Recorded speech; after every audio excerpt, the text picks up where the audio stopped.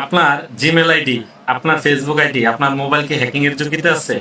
কিভাবে হ্যাকিং থেকে রক্ষা পাবেন, আজকে সেই টিকটি আপনাকে সরাসরি হাতে কলমে দেখিয়ে দেব। তো আজকের ভিডিওটি অনেক গুরুত্বপূর্ণ হতে যাচ্ছে। আশা করি যদি মনোযোগ সহকারে দেখেন অবশ্যই উপকৃত হবেন।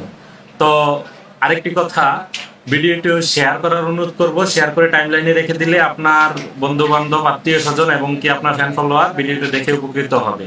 আসুন আমরা মূল কাজে চলে যাই।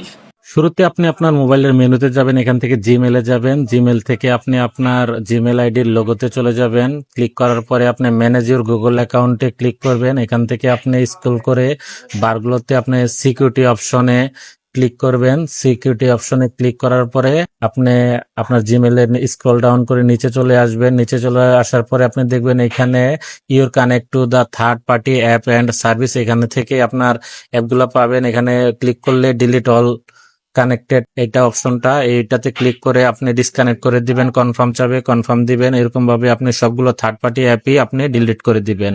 এভাবে ডিলিট করলে আপনার ওই সকল অ্যাপের সাথে আপনার জিমেলের সকল সম্পর্ক ছিন্ন হয়ে যাবে, আপনার মোবাইলটি নিরাপদ হবে।